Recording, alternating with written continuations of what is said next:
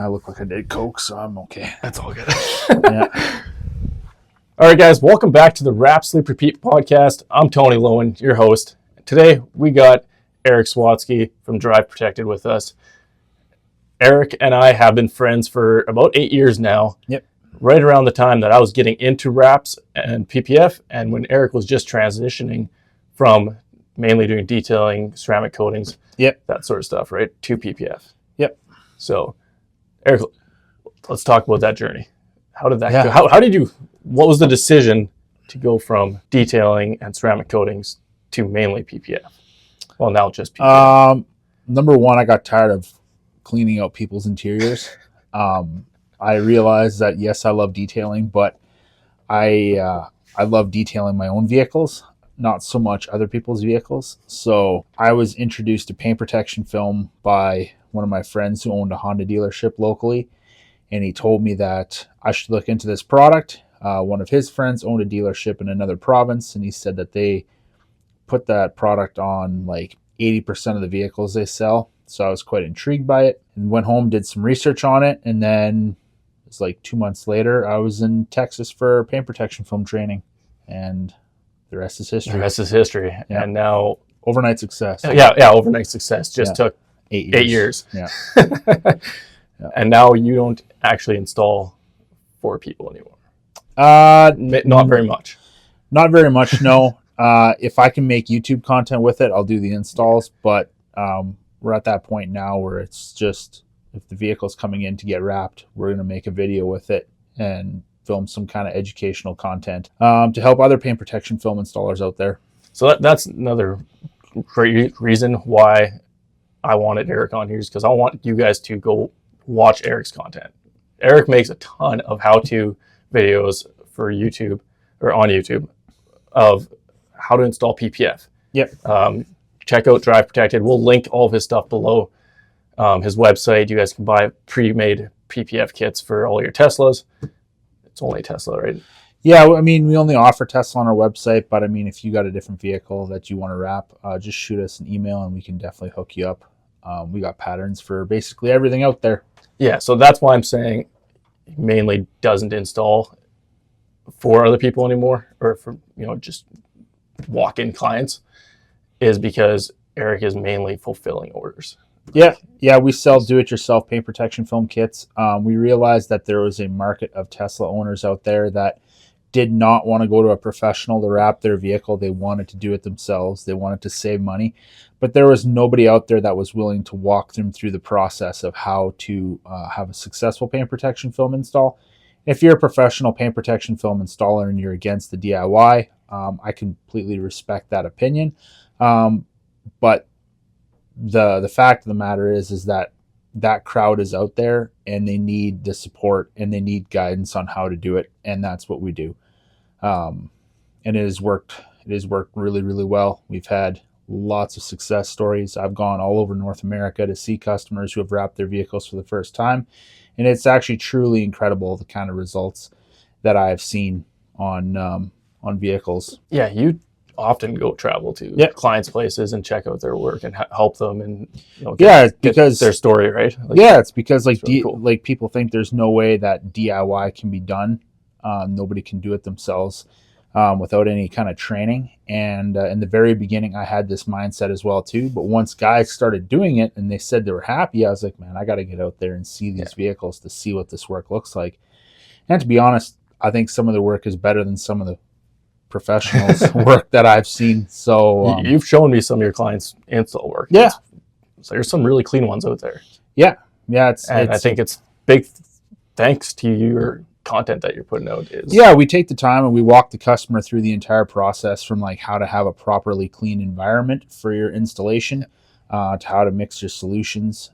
We send along practice pieces of film that they can learn how to squeegee on. That way, they're not just unrolling their paint protection film kit and they're just starting that way. They have some practice time, albeit not enough practice time where they can hop into doing multiple different kinds of vehicles, installing PPF on. Everything is Tesla focused. So that's what this business is built around. Yeah. So what made the transition from being a full install shop to just selling DIY kits?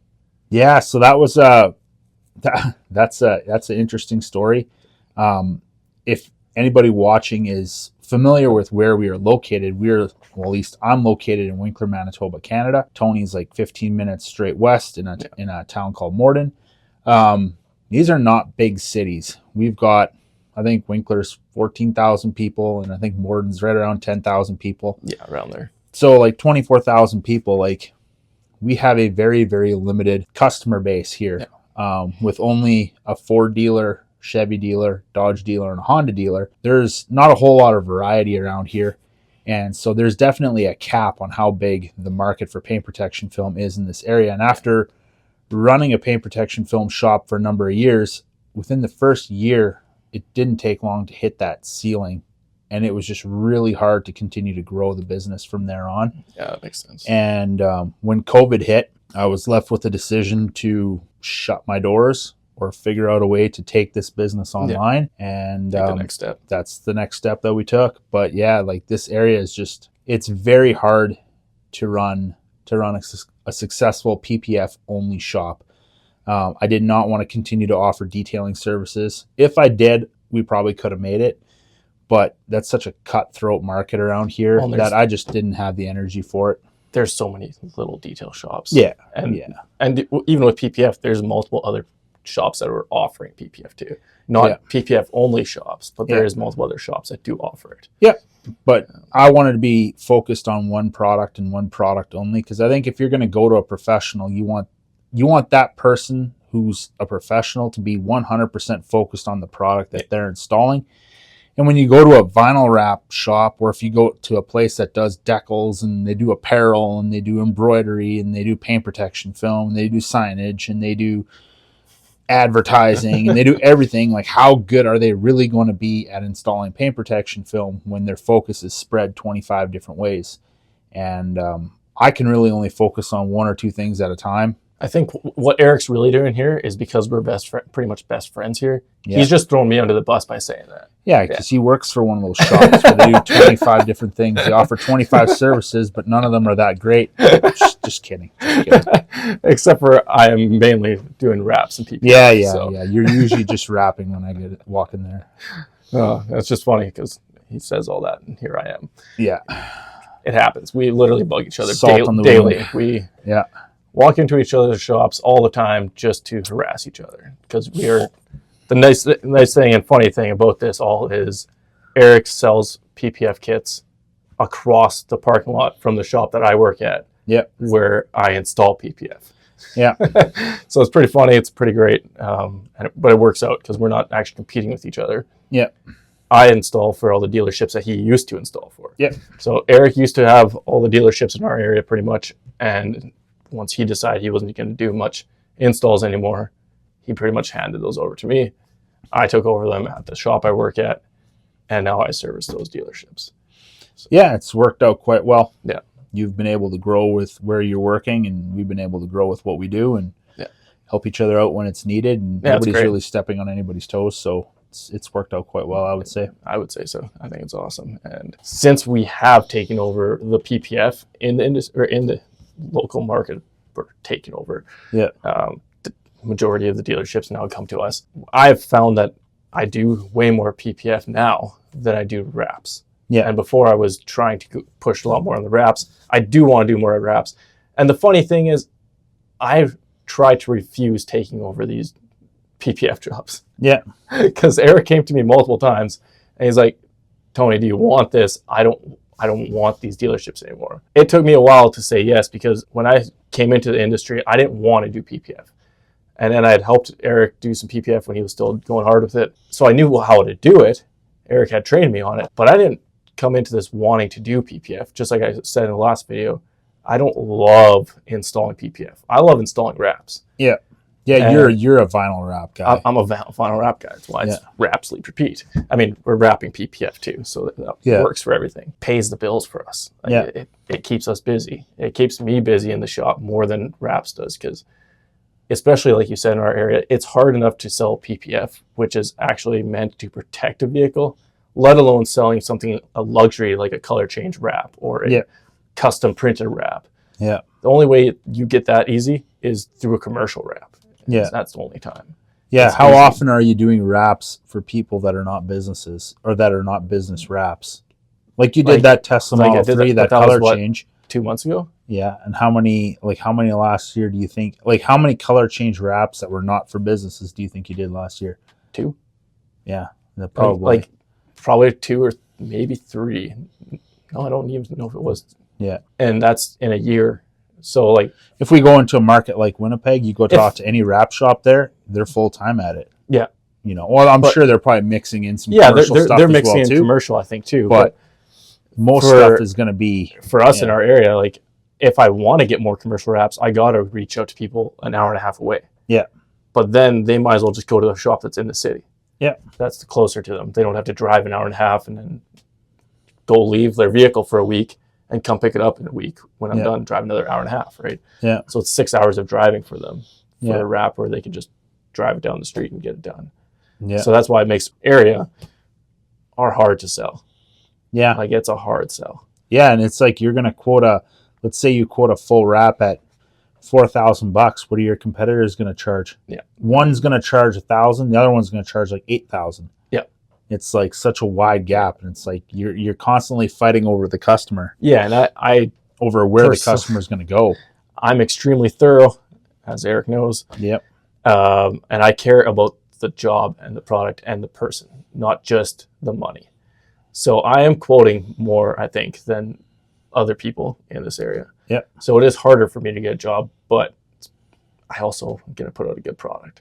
Yeah, you'll put far more heart and soul into that wrap than anyone else. Yeah, I act like if I own the shop I work at. Yeah. Like that's how I install. Well, with you, it's like I've seen it on you. It's like it's very hard for you to like take the passion out of it, which you don't want to take the passion out of it. But like you also got to remember there's a business to it. You can't spend 90 hours working on a partial wrap. No, like exactly. At some point in time, the product has got to make sense. Yeah.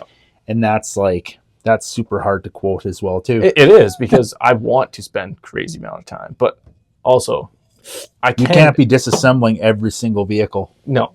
Sometimes you just got to learn to knifeless tape it. Yep. Knifeless tape is amazing. It's funny coming from a PPF guy talking about. I hate knifeless tape for PPF, but for vinyl it makes sense. Have you tried the PPF knifeless tape? I did once. I did once when I was working with your competitor for a little bit. Oh, okay. Yeah, it worked pretty good. I was pretty impressed with it. I'll never use it. I've never personally tried the PPF knifeless tape because I would rather hand trim it. Yeah. I love the sound of that squeal of a brand new fresh blade. Yeah, that's a good sound. Had someone watching me cut trim a PPF the other day, and he's like, "What's with the squeak?" I'm like, "That means I'm cutting the perfect amount. Yeah, It means I'm not cutting into the paint." The scariest thing about trimming paint protection film is when the blade goes quiet. Yep. And it's like, okay, you're either into the paint or you're just barely touching the PPF that you're not doing anything. You don't know doing anything. You don't know. I mean, you ultimately know with how much pressure you're putting on, but like when you have the squeal, that's when you just got to make sure you keep that consistent pressure. Yeah, definitely. Oh, I had that this morning on that bumper. It's just so good. Yeah. Yeah. But hey, we all cut paint though. We all cut paint. It's happened. Every PPF installer, every wrap and PPF installer has at some point. Yeah. Like you cannot get around that. No. I would love to say I have never. Yeah. But I can't. Yeah. Yeah, definitely. For sure have on my own vehicle when I was learning. Yeah. Yeah, that's the best place to learn is on your own vehicle. Absolutely. I could not agree with that more. Yeah. When I first got into PPF, I did not start trimming on a vehicle until like I was super, super comfortable. So many times I would take scrap PPF, I'd lay it down on a table and I'd practice and practice and practice. And like, I'd even put it on my arm one time. It was like, I think like once I put it on my arm and I did that, and I was like, okay, now I can now you're comfortable. I'm not slicing at my arm. Now I'm comfortable to cut on a customer's vehicle. Yeah. You now have one of those tools, right? Like the cutting thing, whatever that thing's called. Yeah. Got it from that one guy. That one guy. One guy on social media. We won't mention his name. No. His name gets mentioned enough. Yeah. But that's a pretty cool tool. Yeah. Because you can, I don't know if you guys know what we're talking about. It's got a little divot. It's basically like a 12 by 18 inch piece of stainless steel that's got some like kind of like magnets and electrodes. I don't know what's all in there, but like you connect a wire to the back of your knife. You put some vinyl or PPF down on it, and you start trimming. And if you cut through, it'll actually beep at you, and it's a really, really good training tool. So it's like a fancy version of the balloon PPF or vinyl. Yeah. I've actually never done it with a balloon, Really? so I should actually try that. Oh, I did that quite a few years ago. Yeah. Yeah, it's fun. Yeah. Maybe you should, try your face or something. Try my face. Yeah. I don't know about that. Saw guys doing it. You Yeah. gotta prove them. Neck? No. No, I'm good. I'm good. For that one time that I would cut through, I feel like that it would be it. I could not get myself to do it. Even no matter how much I trust myself, there's guys out there that I've been watching their videos. They're doing it, putting PPF on their neck and trimming it. Yeah. I wonder how many layers of PPF though. He's got to be doing more than one. Yeah. Like it's so easy to fake that stuff. Yeah. Like clear PPF or vinyl, you just put a couple pieces over top, squeegee them down, trim it to make it look like one piece. Yeah, it's not saying that people do that, but it'd be very easy to get away with doing that. It would be, but I no matter how much I trust myself with a knife, I'm not. Yeah. You want to try it? What's your thoughts on color PPF? I've got lots of thoughts on color PPF. I think you sell some black stuff, right? Yeah, we got some like satin black kits for satin black PPF for that we sell for Cybertruck owners, and I think for a vehicle like a Cybertruck, it's really good. But on a complex vehicle, color PPF, I think it's too thick to do a good job unless you're going to tear the whole vehicle apart. That's how I feel too. I've had the talks with a bunch of guys, and some guys are loving this idea of colored PPF. Yeah, I'm not so much sold for it yet. No, and here's the thing: they talk about, it's got a 10-year warranty. Okay, so if it's got a 10-year warranty, how long has color PPF been around? To be honest with you, the first time I heard about color PPF was 2020, 2021, and I've been doing this since 2018. Yeah. So how long is it going to last? Yeah. It hasn't been around long enough to say that there's got a 10-year warranty on it. I don't believe it. Like clear PPF has been around for 30 years. Yeah, forever. At least 30 years. Yeah. So it's like when a clear PPF company comes out and says 10 years, there's some validity to that. But like, then again, maybe they're taking a lot of that same technology and they're putting it into color PPF so they can automatically see it. I don't know. I'm not on the development side of PPF. I've tested to that level, but I haven't tested it long enough to actually trust or believe.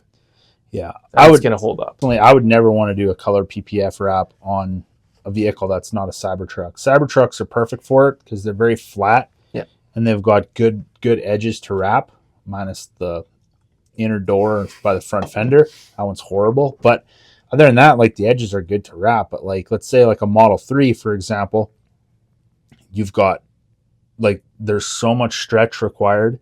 And then you want to have, let's say if you got a white Model 3 and you want to change it black, well, man, you're going to have to get really, really, really deep with all of your wraps. Yeah, I want to. With all of your edges. Like, I want to see how long these are actually lasting. Because lots of guys are going for it now. Well, last fall, I think it was like over a year ago when Tesla came out with color PPF wraps from the manufacturer. I mean, if you get it done at one of their authorized shops in Southern California, they had a green Model Y sitting in a Tesla showroom, and it was peeling everywhere. Like it was peeling in the air dam or the air vents on the bumper, and like the seams were overlapped and peeling. It just looked horrible. So that's crazy. I don't know. At that point in time, like if you're so desperate to change the color of your vehicle, kind of like your customer did, get a full color change in vinyl and then do PPF on top of it, and then you can protect it forever. Yeah. So after I did that, this is why I kind of bring this up, because after I did that, I had multiple shops reach out to me and be like, why didn't you just do a full color change PPF wrap? Yeah. You could have saved your customer money. Yeah. Well, maybe I could have, but I doubt it. I would have. The product costs more. Yeah, most definitely. And so it probably would have been almost the same price as color change wrap plus the PPF. Yeah. Maybe it would have saved me some time, but more so is my peace of mind. Yeah. Like, I trusted that wrap leaving. Yep. And not failing. I don't personally right now trust a color PPF wrap going out of my shop. Like, if I did one, I wouldn't trust it. Well, I would never do one unless it's on a Cybertruck, and I've done a few of them. So how many have you done? 4. Okay. 4 in total, and I've wrapped them all. Well, one I did matte black, and the other 3 I did satin black. Oh, okay. Yeah. But like that's like the only vehicle that I'm gonna comfortably put my name behind on a color PPF. Yeah. Like I don't. Well, you just finished one a little while ago at your shop, right? Yeah, a week before Yeah, Christmas. that's what I thought. And that was the fourth one. That was the fourth one. Sweet. Yeah. And you've traveled to do them, and you've had a couple at your shop. Yeah, I've traveled to do 2, and then I've had 2 in my shop. Yeah. So that's speaking from experience. So, Yeah. not just saying it. Yeah. Cybertruck, I find, has actually become a bit of an easier vehicle to wrap, which is weird because the hardest thing about a Cybertruck, and I know we're just going all over the place now, and that's so fine. maybe your audience will like this. Maybe you probably have no viewers by now. You should probably check your attention. That's okay. We're good.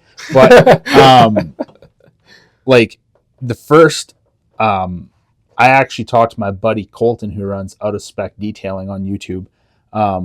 He's worked on so many Cybertrucks, and like the early VIN Cybertrucks, they would have some kind of like oil on the inside of the door. Oh, okay. That I guess the manufacturer was used when they were cutting the stainless steel, That makes sense. and they didn't really care about it on the inside of the doors. So they didn't do anything about it. Yeah, so like when Cybertruck started rolling off the production line and people were wrapping them, they were next to impossible to wrap the edges on. They're easy to get the PPF or the vinyl on, but you could not get the edges to sit down. And the first one I wrapped was in April, and that one we ran into the same issue.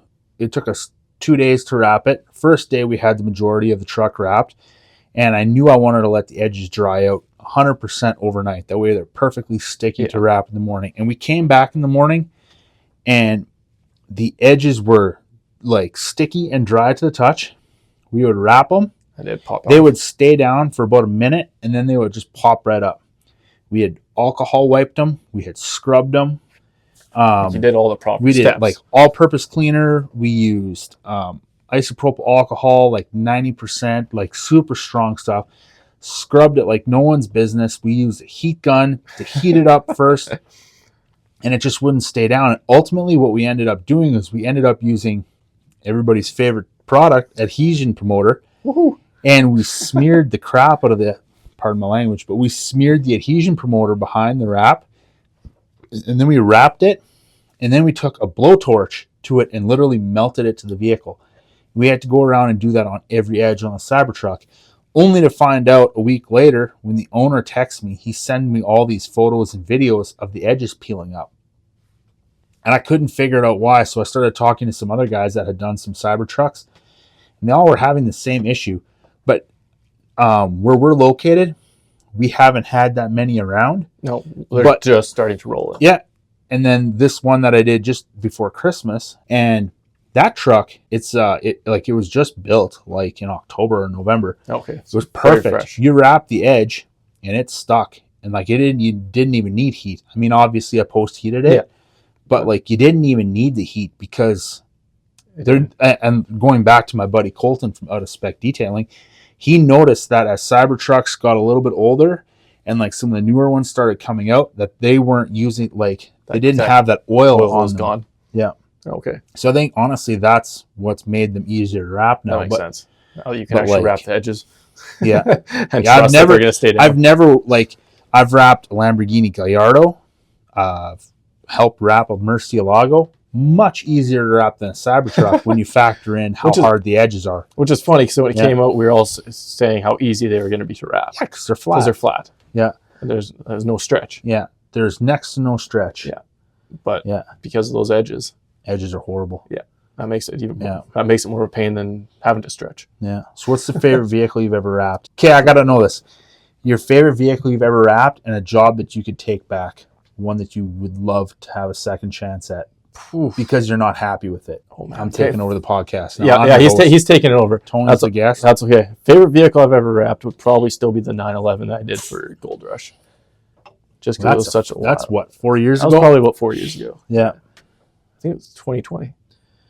Okay. Yeah. Yeah, it was just a fun, wild. Yeah. Wild That was wrap. a wild. And wrap. we had, crazy print design on a brand new 911 Turbo S. My first time wrapping anything even close to a supercar. Yeah. I don't know if I consider those supercars. Yeah, I'm a Porsche You- diehard fan. yeah, you are. It's got supercar performance, but I wouldn't call it a No. supercar. Okay. But my first time wrapping anything close to that Yeah. in the value for sure. Yeah. And it was very funny because I wanted to take the mirrors off to wrap because you have to. There's a little piece on top that wouldn't have been wrapped properly. Yeah. And I hate seams. So I was like, I got to take these mirrors off. Yeah, you have to seam it if you don't. If I don't. Ended up calling Porsche techs, and they sent me the schematics of how to take the doors off, or a door panel off, door this. Yeah. They're like, it's a 2.5 hour job to take the door panel off. Yeah. Well, I spent 2.5 hours trying to do what they told me to do, and it did not work. And I was super pissed off that evening. Yeah.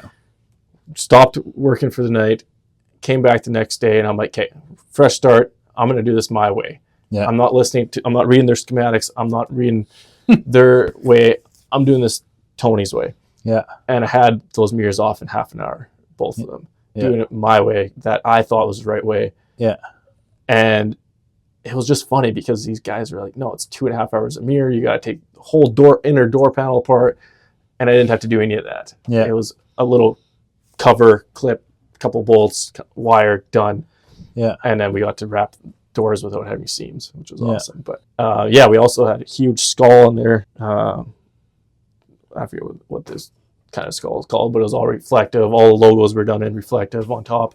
It was definitely an in-your-face wrap. It was an in-your-face wrap, yeah. There was nothing subtle about it. No, it was cool. Yeah. Wraps that I could take back, I cannot. Okay, one that you regret doing. For any reason. Maybe one that it was like such a bad paint job. It was such a bad customer interaction. You should have charged $1,000 more. Or I feel like there is one that I should be thinking of, but I can't. Yeah. Like, I know there's one. There's guaranteed there's one. There is one coming up that I'm excited for, but not excited for. Yeah. I'm wrapping an old VW Bug. Ugh. It's like a basketball. Yeah, but it's not even a cast film, so stretching it's going to be a nightmare. Yeah. It's on using a calendar film tech wrap. So I'm thinking it's going to be a nightmare. Maybe it won't be. We'll find out. Yeah. We'll see how that one goes. Yeah. Yeah. You've seen lots of things. Honestly, one of the things, if I could wrap something right now and get paid less than what I should for it just because of the enjoyment of it, this is going to sound really weird to any of you guys that do wraps. I would wrap a grain trailer in a heartbeat. It's got thousands and thousands of rivets. Yeah. But I did that. I talked to you or showed you that grain trailer I did a little while ago, a few months ago. And I did this thing in between running back and forth from the shop that it was parked at to our shop doing PPF job, start a PPF job, get like the bumper done, hood, fenders, run back to that shop, lay a bunch of panels down, come back to our shop, finish that PPF job, start another PPF job. And altogether it took me about 9.5 hours to do this full 53 foot or whatever grain trailer with thousands of rivets, every 6 to 8 inches. Yeah. And it was just such a good time. When I started wrapping, I was so scared of rivets, and now I love them. Yeah. Like torch roller. Yeah. It's a blast. Yeah. See, I want nothing to do with that. Yeah. We should get you to try one day. No. To try doing some rivets.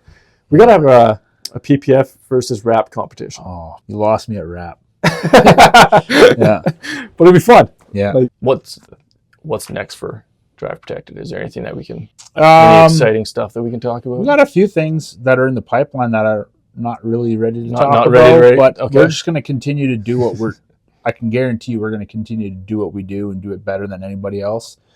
Because nobody's willing to take the time and pick up a phone and listen to a customer or talk a customer through an installation. And I think that's very important when you're selling a DIY kit. Yeah, like the other day I had a guy email in and say he bought a kit from our competitors, but the competitors didn't send him any instructions, like nothing. Like they nothing sold at all. Nothing. They sold him a PPF kit for the front end of his Tesla, but they gave him literally no instructions on how to install it. So he's reaching out to me to ask if I could send him my instructions.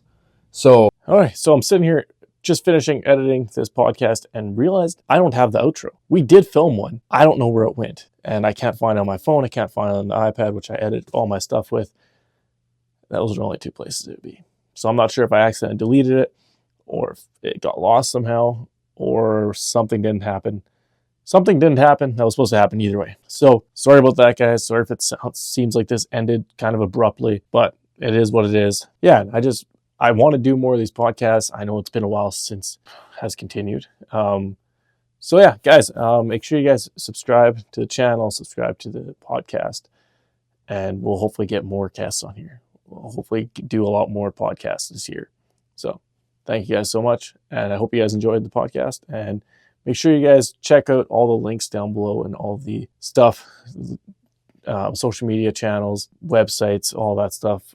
Everything from Eric is linked below: his social media, his website, all that fun stuff, his YouTube. Go check it out, guys. Thank you guys once again for joining the podcast and the episode.